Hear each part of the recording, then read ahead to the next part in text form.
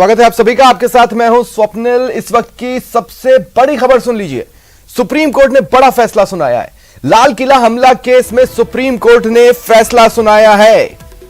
यह इस वक्त की बड़ी खबर आपको बता रहे हैं। कोर्ट ने फैसला सुनाया है। दोषी अशफाक की फांसी की सजा को बरकरार रखा है। सुप्रीम कोर्ट ने अशफाक की पुनर्विचार याचिका अर्जी को खारिज कर दिया है।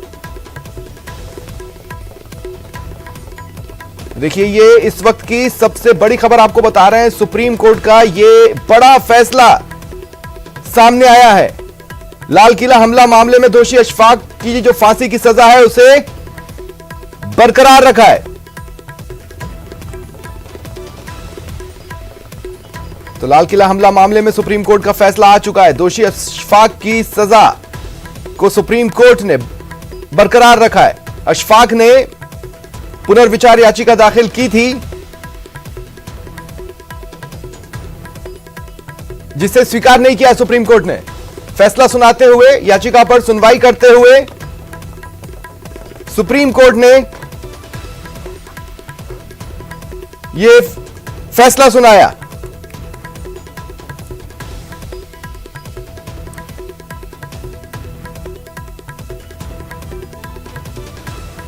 ये इस वक्त की सबसे बड़ी खबर आपको बता रहे हैं। ज्यादा जानकारी के लिए बात करेंगे सहयोगी सुशील पांडे से। सुशील, क्या रीजनिंग रही? कोर्ट ने इस पूरे मामले में मुझे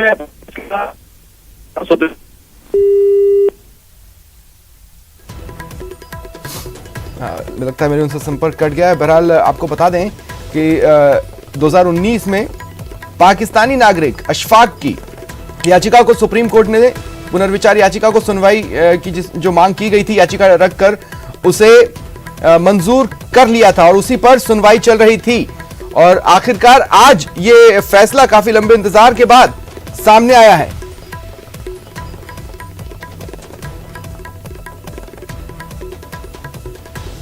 माफ कीजिएगा। देखिए, लाल किले में साल 2000 की रात सेना की बैरक पर आतंकी हमले का दोषी मास्टरमाइंड लश्कर तैयबा का आतंकी अशफाक उर्फ आरिफ, उसको फांसी की सजा सुनाई गई थी। तो उसने पुनर्विचार याचिका दायर की। सुप्रीम कोर्ट, आज सुप्रीम कोर्ट ने फैसला सुना दिया है। देखिए, पुनर्विचार याचिका की जो सुनवाई की मांग की गई थी उस पर अदालत ने अनुमति दी थी। सुनवाई हुई और फांसी की सजा को बरकरार रखा गया है। आतंकी आरिफ को मौत की सजा सुनाई गई थी। लंबी सुनवाई चली, जिसके बाद सजा सुनाई गई थी। फिर पुनर्विचार याचिका दाखिल की गई, जिसे सुप्रीम कोर्ट ने सुनवाई के लिए स्वीकार कर लिया। सुनवाई के बाद आज सुप्रीम कोर्ट ने यह फैसला सुनाया है। ज्यादा जानकारी के लिए बात करेंगे सहयोगी सुशील मेरे साथ फोन लाइन पर है। क्या जानकारी है? जी देखिए, साफ तौर से सुप्रीम कोर्ट ने फिलहाल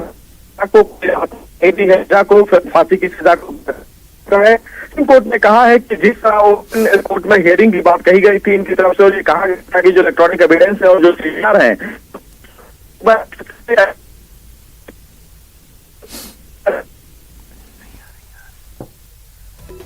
सुशील, मुझ तक आपकी आवाज नहीं पहुंच रही है। बहरहाल शुक्रिया आपका मेरे साथ जुड़ने के लिए।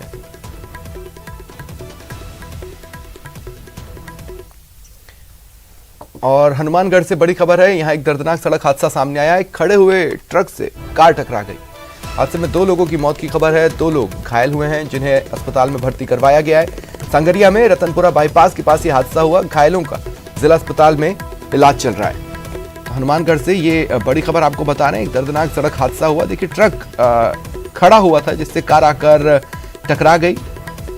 2 लोगों की इस हादसे में मौत हुई है। 2 लोग घायल हुए हैं, जिन्हें जिला अस्पताल में भर्ती करवाया गया है। डॉक्टर्स की टीम इनकी कंडीशन को लगातार मॉनिटर कर रही है, इन्हें ट्रीटमेंट दे रही है। हादसे की वजह क्या रही, ये फिलहाल स्पष्ट नहीं हुआ है, फिलहाल सामने नहीं आया है। बहरहाल ये दर्दनाक सड़क हादसे की खबर हनुमानगढ़ से।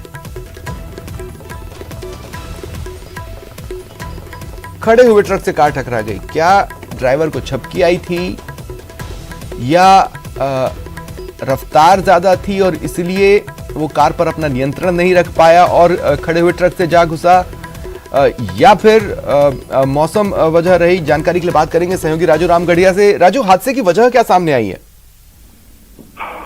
जी, बताया जा रहा है कि जहाँ पर यह दुर्घटना हुई है वहां पर काफी संख्या में ट्रक खड़े रहते हैं और ये रतनपुरा बाईपास है। ये रास्ता आगे हरियाणा को जाता है, पंजाब को जाता है और इधर संगरिया को जाता है, तो काफी संख्या में ट्रक खड़े रहते हैं। और रात्रि के समय ये जो कार थी वो आई और एक जो ट्रक था उसके अंदर कार की बहुत तेज गति से भिड़ंत हुई बताई जा रही है, और जिसमें जो है विजयपाल और हरजिंदर दो की जो मौत हो चुकी है और संदीप और जयपाल जो है वो अभी जिला चिकित्सालय में उपचाराधीन है। मगर जो बात सामने है वो यही है कि वहां ट्रक काफी संख्या में रात्रि को खड़े रहते हैं, तो ऐसे में वहां मोड़ भी है, तो मोड़ के कारण भी हो सकता है दुर्घटना हुई हो। फिलहाल जो है पुलिस जांच में जुटी है। जी, तो अभी क्या स्थिति है? अभी जो दो घायल है संदीप और जयपाल, उनका जिला चिकित्सालय में उपचार चल रहा है और जो चिकित्सक है उनका ये कहना है कि इनकी हालत खतरे से बाहर है। मगर जो विजयपाल और हरजिंदर है उन दो की मौत हो चुकी है और इनके ही परिवार के एक सदस्य के द्वारा संगरिया थाना में एक परिवाद भी दिया गया है ट्रक चालक के खिलाफ। जी, एक बात बताइए, क्या ये चारों एक ही कार में सवार थे? दूसरी बात, ये कहाँ के रहने वाले हैं? और तीसरी बात, जो ट्रक खड़ा हुआ था वो रोड के किनारे पर खड़ा हुआ था या ऐसे ही कहीं पर भी ट्रक ड्राइवर ने ट्रक को खड़ा कर दिया? परिवाद में आखिर परिवार वालों ने कहा क्या है? वहां पर एक ट्रांसपोर्ट कंपनी है, उसकी काफी संख्या में ट्रक है और ट्रक वहां खड़े रहते हैं। परिवाद में यह बताया गया कि एक ट्रक वहां खड़ा था किनारे पर, एक ट्रक बैक हो रहा था और जो ये कार में जो चारों जने कार में ही सवार थे, जिसमें 3 फतेहगढ़ गांव के हनुमानगढ़ के रहने वाले हैं, एक नगराना संगरिया गांव है वहां का रहने वाला है। चारों एक ही कार में सवार थे, चारों हनुमानगढ़ आ रहे थे और इस दौरान जो ट्रक काफी संख्या में खड़े हुआ रहते हैं जैसा उनका कहना है, तो एक ट्रक बैक हो रहा था, एक ट्रक साइड में खड़ा था और इस तरह से जो कार जो है ट्रक के अंदर जाकर मतलब इतनी तेज गति से भिड़ी, बताते हैं कार की भी स्पीड ज्यादा बताई जा रही है और कार जो है बिल्कुल चकनाचूर हो गई और चारों की हालत वहां गंभीर हो गई। तुरंत चारों को जिला चिकित्सालय लाया गया, वहां पे विजयपाल हरजिंदर दोनों की मौत हो गई और संदीप और ठीक है, चलिए शुक्रिया तमाम जानकारी के लिए।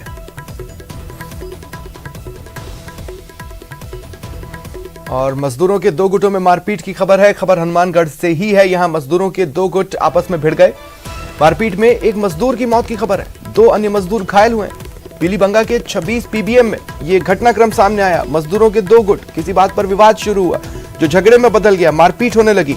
दोनों गुटों में जमकर झगड़ा हुआ। इस मारपीट में एक मजदूर की मौत हो गई, वहीं 2 अन्य मजदूर हैं जो कि घायल हुए हैं। पीलीबंगा के 26 पीबीएम में यह घटना सामने आई है। पुलिस को इन्फॉर्म कर दिया गया, पुलिस मामले की जांच कर रही है। और झुंझुनू से इस वक्त की बड़ी खबर है। नौकरी के नाम पर ठगी का खुलासा हुआ है। पीड़ित को झांसे में लेकर 5 लाख की ठगी की गई। पीड़ित ने उदयपुर वाटी थाने में मामला दर्ज करवाया है। स्कूल व्याख्याता और उसके पति पर ठगी का आरोप है। उदयपुर वाटी पुलिस मामले की जांच कर रही है। यह बड़ी खबर आपको बता रहे हैं। उदयपुर वाटी थाने में पीड़ित ने मामला दर्ज करवाया है। उसका यह कहना है कि उसे सरकारी नौकरी का झांसा दिया गया कि सरकारी नौकरी दिला देंगे और 5 लाख रुपए ऐंठ लिए गए, ठग लिए गए। जब नौकरी नहीं मिली तो पीड़ित को समझ में आया कि दरअसल वो ठगी का शिकार हो चुका है। उसने उदयपुर वाटी थाने में मामला दर्ज करवाया है। आरोप है स्कूल व्याख्याता और उसके पति पर। उदयपुर वाटी पुलिस मामले की जांच कर रही है। झुंझुनू से ये बड़ी खबर आपको बता रहे हैं। देखिए, नौकरी के नाम पर ठग लिया गया। सरकारी नौकरी दिलाएंगे और इसके लिए 5 लाख देना पड़ेगा, यह कहा गया। पीड़ित इस झांसे में आ गया और ठगी का शिकार बना। ज्यादा जानकारी के लिए बात करेंगे सहयोगी कृष्ण सिंह शेखावत से। कृष्ण सिंह, जो एफआईआर दर्ज करवाई है पीड़ित ने, उसमें वो पूरी कहानी क्या बता रहा है?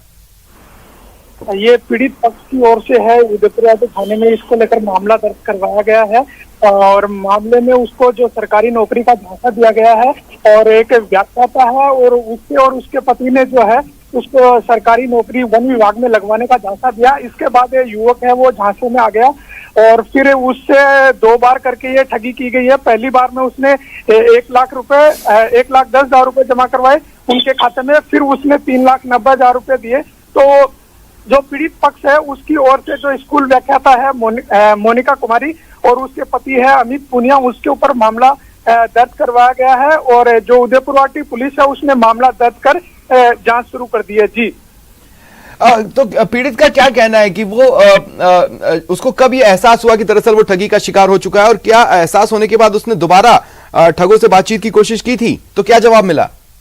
ये पीड़ित को ठगी का एहसास जब हुआ, जब वो लगातार उनसे संपर्क करता रहा और उनको कहता रहा कि क्या होगा। इसके बाद वो लगातार उसको झांसा देता रहे कि हमारी बात चल रही है। तो करीब ये मामला 2017 से ही था, और उसको जैसे जैसे आगे टाइम बढ़ता गया और वो बोलते रहे कि इसमें और पैसे लगेंगे। इसके बाद जो पीड़ित है उसको ठगी का एहसास हुआ, और उसमें है जो उदयपुर वाटी थाने में है मामला दर्ज करवाया।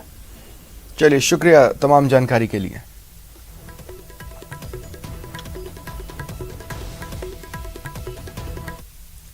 और प्रतापगढ़ से एक बड़ी खबर सुन लीजिए। प्रतापगढ़ मंदसौर मार्ग पर भीषण सड़क हादसा हुआ। रोड पर खड़े ट्रक से कार टकरा गई। हादसे में एक व्यक्ति की मौत की खबर है, एक अन्य व्यक्ति घायल हुआ है, जिसे अस्पताल में भर्ती करवा दिया गया है। देखिए, दुर्घटना स्थल की ये तस्वीरें हैं आपके टीवी स्क्रीन पर। देखिए, टक्कर इतनी जबरदस्त थी कि टक्कर के बाद 20 फीट दूर कार जाकर गिरी। ये बड़ी खबर आपको बता रहे हैं। प्रतापगढ़ मंदसौर मार्ग, जहां रोड पर एक ट्रक खड़ा हुआ था और कार टकरा गई। 6202 वह गाड़ी ट्रक है जिसमें पाइप भरे हुए हैं प्लास्टिक के, जो पीछे भिड़ंत होने से 2 आदमी घायल है, जिस पर मैं वो जाब्ता लेके मौके पहुंचे और राहगीरों व गाँव की सहायता से, ग्रामीणों की सहायता से दोनों व्यक्तियों को हॉस्पिटल भेजे, और बाकी रास्ता खुला है वो साइड में किए, वाहन को लेके थाने पहुंच रहा हूँ।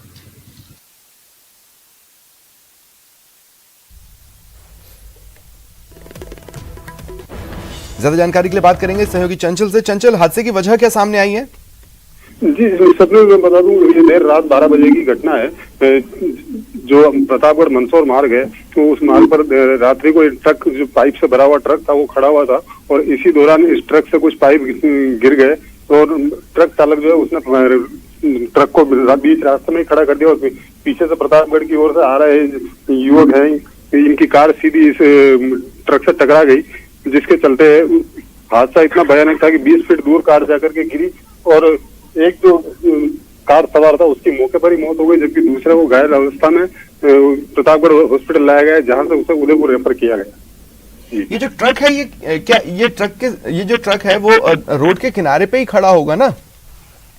जी नहीं स्वप्निल, ये ट्रक प्रतापगढ़ की ओर से मंदसौर जा रहा था, और इस ट्रक में ओवरलोड पाइप लगे हुए थे, जो पाइप गिर गए थे, तो ट्रक चालक इसको बीच सड़क में ही खड़ा करके और पाइप उठाने का प्रयास कर रहा था। इसी दौरान पीछे से ये जो तेज गति से कार आई थी और सीधी जाकर के इस ट्रक से टकरा गई। जी चलिए, शुक्रिया तमाम जानकारी के लिए।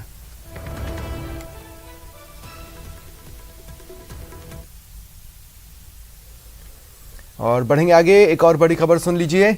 खबर जोधपुर से है। भीकमकोर से बड़ी खबर, कैमरे में हमला कैद हुआ है। जोधपुर के भीकमकोर से ये इस वक्त की बड़ी खबर आपको बता रहे हैं। एक हमले की खबर है और तस्वीरें कैमरे में कैद हुई हैं। सोना व्यवसायी पर जानलेवा हमला, स्कॉर्पियो से कुचलने की कोशिश की गई। घटना की तस्वीरें वहां लगे कैमरे में कैद हुई और वो आप अपनी टीवी स्क्रीन पर देख पा रहे हैं। उसिया थाना पुलिस मामले की जांच में जुटी हुई है। देखिए, तस्वीरें आपकी टीवी स्क्रीन पर हैं। पलक झपकते ही ये सब कुछ हो जाएगा। रोड के किनारे पर गाड़ी खड़ी कर व्यवसायी हटने की कोशिश कर ही रहा था, तभी एक कार से उन्हें कुचलने की कोशिश हुई। समय रहते उनको इसका एहसास हुआ, लेकिन फिर भी वो कार से टकराने से बच नहीं पाए। अगर वो समय रहते नहीं हटे होते तो वो कार के बीच से उन्हें टक्कर लगती, और जो कार की मंशा नजर आ रही है, कार सवारों की मंशा नजर आ रही है उन्हें कुचलने की, वो पूरी हो सकती थी। लेकिन तुरंत ही उन्हें यह समझ में आया कि कुछ गड़बड़ है, ये कार सीधे मेरी तरफ आ रही है। उन्होंने तुरंत साइड पर हटने की कोशिश की, लेकिन तब भी कार का एक हिस्सा उनसे टकराया, जिससे वो उछलकर थोड़ा दूर जा गिरे, लेकिन तुरंत ही खड़े भी हुए। ज्यादा जानकारी के लिए बात करेंगे सहयोगी चंद्रशेखर से। चंद्रशेखर, प्रारंभिक जांच क्या कहती है? ये हत्या की कोशिश थी, जानलेवा हमला था, या फिर हादसा? देखिए, पुलिस ने जो है इस मामले में जांच शुरू की है, तो जो प्रारंभिक जो सूचनाएं सामने आई है उसके अनुसार, जो सूत्रों के हवाले मिली जानकारी के अनुसार, जो आपसी दुश्मनी के चलते जो है हत्या का प्रयास किया गया था। और जिस प्रकार से वीडियो में आप देख सकते हैं कि दमदमाती हुई स्कॉर्पियो आती है और मोटरसाइकिल के पास खड़े कुंदनमल को टक्कर मारने का प्रयास करती है और उसको टक्कर लगती भी है और उछलकर वो एक दीवार से टकरा जाता है, लेकिन इस हादसे में उसकी जान बच जाती है और लेकिन जो मोटरसाइकिल है वो चकनाचूर हो जाती है। फिलहाल पुलिस मामले की जांच में जुटी है। जो प्रारंभिक जो तथ्य सामने है उसके अनुसार जो आपसी दुश्मनी के चलते जो है इसे मारने का प्रयास किया गया। वरुण और उसके 2 साथियों पर आरोप है, उनके खिलाफ एफआईआर दर्ज की गई और पुलिस मामले की जांच में जुटी है। जी नहीं, तो क्या ये जो व्यवसायी हैं वो देख पाए गाड़ी कौन चला रहा था? क्या उन्हें कोई अंदेशा है कि ये लोग कौन थे? जी, जो व्यवसाय ने इस मामले को लेकर जो नामजद मुकदमा दर्ज करवाया है, वरुण ब्राह्मण और उसके 2 सहयोगी, उन लोगों ने जो है इसे मारने का प्रयास किया। कहीं ना कहीं जोधपुर में जिस प्रकार से एक भाई बहन की हत्या की गई थी और उसे एक्सीडेंट का रूप देने का प्रयास किया गया था, उसी की तर्ज पर जो है यहाँ पर जो है एक्सीडेंट का रूप देकर इसकी हत्या का प्रयास किया जा रहा था। जी चलिए, शुक्रिया चंद्रशेखर तमाम जानकारी के लिए।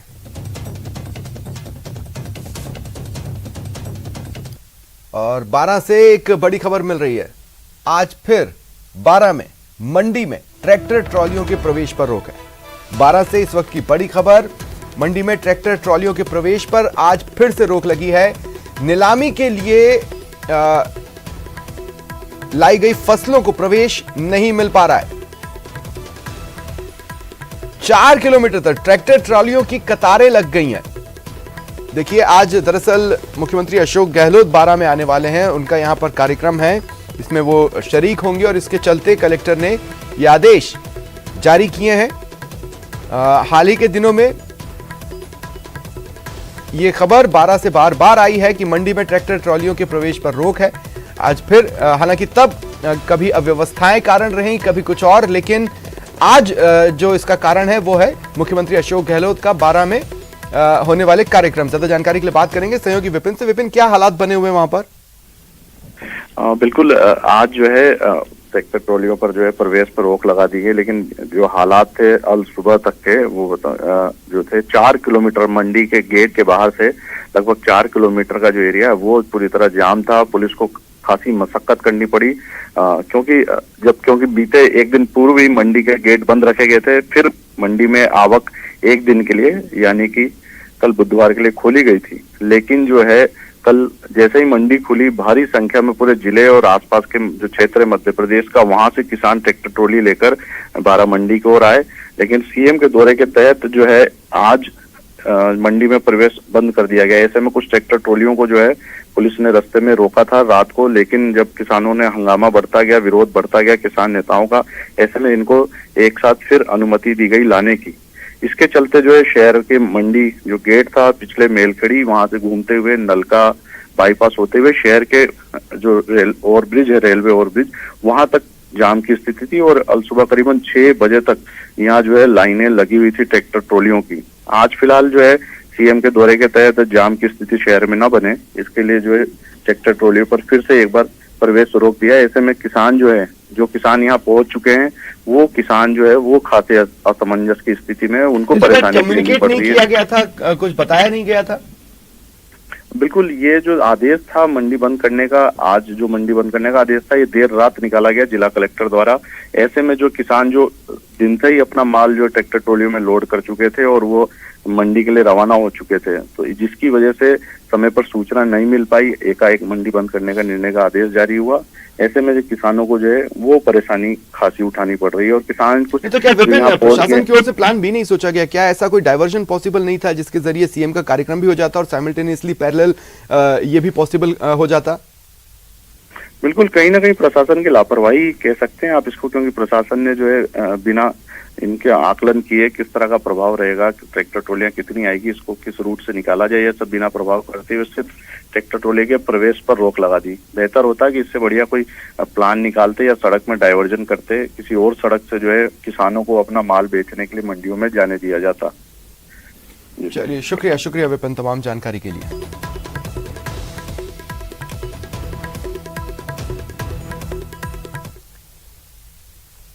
खबर रोडवेज बस में सफर करने वाले यात्रियों के लिए। अगर आप भी रोडवेज बस में सफर करते हैं तो इस खबर को ध्यान से देखिए और सावधान हो जाइए। चूरू के रतनगढ़ में एक शराबी ड्राइवर ने 3 किलोमीटर तक बस को लहराते हुए ड्राइविंग की। इतना ही नहीं, बस के कंडक्टर ने नशे की हालत में एक महिला यात्री से छेड़छाड़ की। इसके बाद ये जनाब बेहोश हो गए। वहीं महिला के साथ छेड़छाड़ की घटना को लेकर यात्रियों ने आक्रोश जताते हुए बस को बिसाऊ बाईपास पर रोक लिया, हंगामा किया। एक बारगी कंडक्टर की धुनाई तक की नौबत आ गई। बाद में यात्रियों को दूसरी रोडवेज बस से झुंझुनू के लिए रवाना किया जा सका।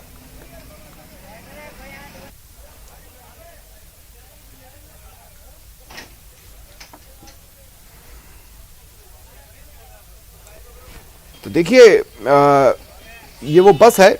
बताया जा रहा है कि ड्राइवर नशे की हालत में था, गाड़ी उससे ठीक से संभाली नहीं जा रही थी। 3 किलोमीटर तक वो लहराते हुए बस को ड्राइव करता रहा। लोग वैसे भी डरे हुए थे शराबी ड्राइवर की वजह से। इधर कंडक्टर ने भी कोढ़ में खाज का काम किया, वो भी नशे की हालत में था और नशे में ही उसने एक महिला यात्री से छेड़छाड़ की। और बीकानेर से बड़ी खबर है, शराब व्यापारी के घर पर आईटी की रेड हुई है। इनकम टैक्स की रेड में ये बड़ा अपडेट आपको बता दें, शराब व्यवसायी के आवास पर आईटी की रेड जारी है। शराब व्यवसायी के आवास पर आईटी की टीम मौजूद है, लगातार जांच कर रही है। धनपत चायल नाम है जिनके घर पर आईटी की कार्रवाई चल रही है।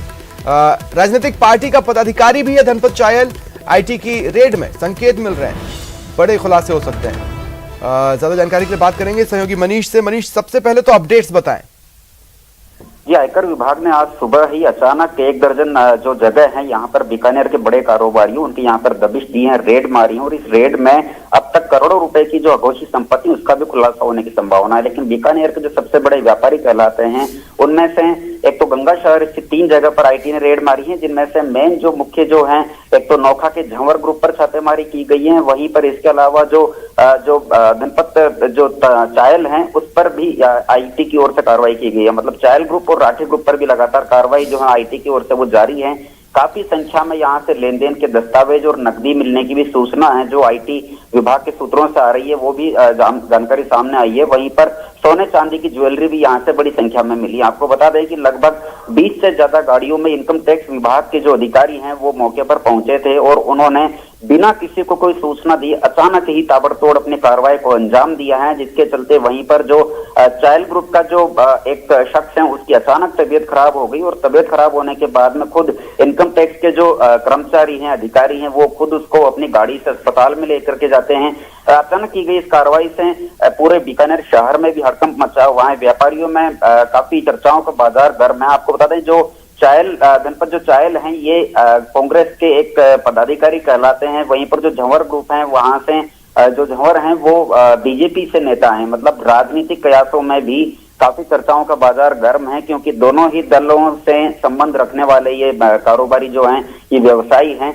वहीं पर लगातार अभी तक भी जो देखिए आईटी की टीम रेड कर रही है तो इतना तो साफ है कि मामला आय और टैक्सेशन से जुड़ा हुआ है, लेकिन केस क्या है और उसमें इनका इन्वॉल्वमेंट किस तरह का है, इस बारे में कोई जानकारी? ये बताया जा रहा है कि कोरोना काल में हुई खरीद फरोख्त के मामले में आयकर विभाग की जो नजर है वो लगातार इस झंवर पर बनी हुई थी और काफी शिकायतें आयकर विभाग को मिल रही थी। चूंकि कोरोना काल था उस समय सभी तरह से संवेदनशीलता और शीतलता भी जो है वो बरती गई थी, लेकिन इनकम टैक्स डिपार्टमेंट लगातार इन पर नजर बनाए हुए था। उस समय इन्होंने जो भी खरीद की गई थी उसकी शिकायतें जो है वो केंद्र सरकार तक पहुंची थी, इनकम टैक्स तक पहुंची थी। और उसके बाद में जो विभाग है इसने आज इस कार्रवाई को अंजाम दिया है। ये जितने भी ग्रुप हैं, राठी ग्रुप हैं, चायल ग्रुप हैं, ये सब बीकानेर के काफी जाने माने और बड़े फेमस व्यापारी यहाँ के बताए जाते हैं। कईयों की बाइक और कार की एजेंसियां हैं, तो किसी का शराब का व्यवसाय भी है, तो कईयों की दाल और मिल इनकी फैक्ट्रियां हैं।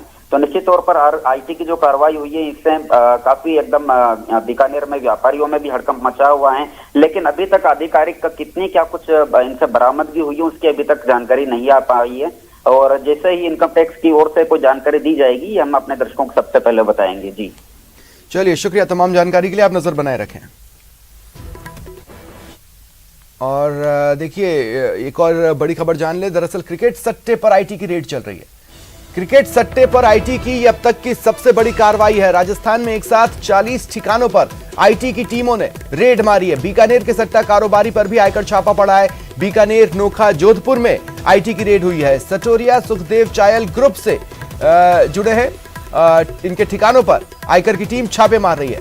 आईटी इन्वेस्टिगेशन विंग ये छापेमारी कर रही है। बड़े पैमाने पर काली कमाई उजागर हो सकती है। और इनकम टैक्स की रेड में बड़ा अपडेट है। राजस्थान में एक साथ 40 ठिकानों पर आईटी की कार्रवाई। झवर के अलावा 9 स्टार ग्रुप के जुगल राठी चायल और दुग्गड़ ग्रुप पर भी कार्रवाई है। अल सुबह से इनकम टैक्स की टीमों ने सर्च शुरू कर दिया, रेड मारी। नोखा के झवर ग्रुप के निवास पर भी कार्रवाई हुई है। फैक्ट्री, कोल्ड स्टोरेज और रिको क्षेत्र पर आईटी ने कार्रवाई की। इन्वेस्टिगेशन विंग ये छापेमारी कर रही है और जिस तरह से ये कार्रवाई आगे चल रही है, संकेत मिल रहे हैं कि बड़े पैमाने पर काली कमाई उजागर हो सकती है। सहयोगी राकेश मेरे साथ इस वक्त फोन लाइन पर मौजूद है। राकेश, चूंकि आईटी की रेड है, मैं फिर एक बार दोहरा रहा हूं कि ये पूरा मामला इनकम और टैक्सेशन से जुड़ा हुआ होगा, लेकिन केस क्या है और उसमें इन लोगों का इन्वॉल्वमेंट किस किस तरह का है?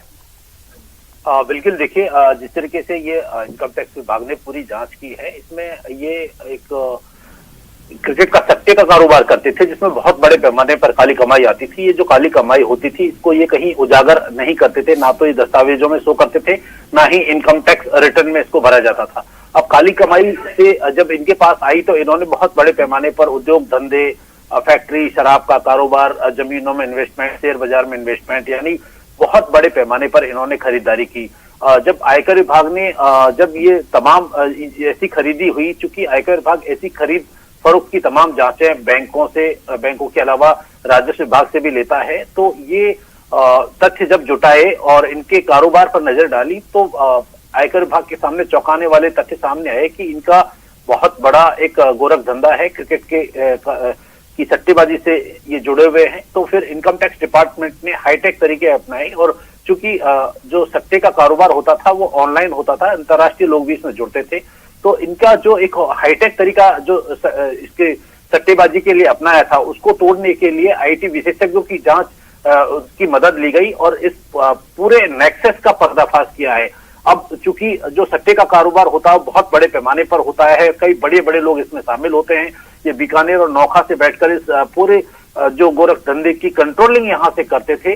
तो जो कंप्यूटर हैं, लैपटॉप हैं, जो और भी सॉफ्टवेयर हैं जिनके जरिए ये सट्टेबाजी का कारोबार करते थे, इनकम टैक्स की जो टीमें हैं उन्होंने इनको अभी इन पर शिकंजा कसा है। साथ ही जो काली कमाई इस सट्टे के कारोबार से की थी उनके तमाम जो साक्ष्य अब जुटाए जा रहे हैं। चूंकि राजस्व विभाग से, बैंकों से लेन देन के संबंध में दस्तावेज जुटाए हैं, जिन लोगों के नाम से इन्होंने जमीनों की खरीद फरोख्त की है, जिन लोगों से जमीन या दूसरी जो प्रॉपर्टीज की खरीदी की है, उनके साक्ष्य भी आयकर विभाग ने जुटाए हैं।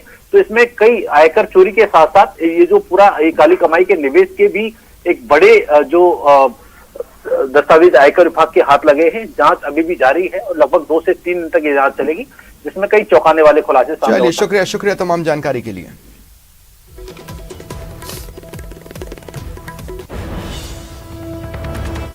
और देखिए, एक बड़ी खबर आपको बता रहे हैं। एएपी नेता विनय मिश्रा ने एक ट्वीट किया है जो राजस्थान की सियासत में हलचल मचा सकता है। उन्होंने ट्वीट में लिखा कि सचिन पायलट ने अशोक गहलोत जी पर सवाल किया तो एक प्रेस कॉन्फ्रेंस कर कांग्रेस ने अशोक गहलोत जी का खूब बचाव किया। श्री सचिन पायलट जी, आपके लिए संदेश एकदम साफ है। आखिर क्या मजबूरी है कि आपको इस तरह अपमान का घूंट पीकर रहना पड़ रहा है? हमें जब अच्छा नहीं लग रहा तो आपको कैसे लग रहा है? तो ये बड़ी खबर आपको बता रहे हैं। क्या एएपी की ओर से ये इनविटेशन है सचिन पायलट के लिए? अगर है तो सचिन पायलट इस पर क्या फैसला लेते हैं या अभी वो इंतजार करते हैं कांग्रेस पार्टी के फैसले का और उसके बाद वो अपने कदम डिसाइड करेंगे? तो क्या उसमें गुंजाइश एएपी की भी बन रही है? ये तमाम सवाल हैं जो इस वक्त सामने आ रहा है। रुकते हैं ब्रेक के लिए।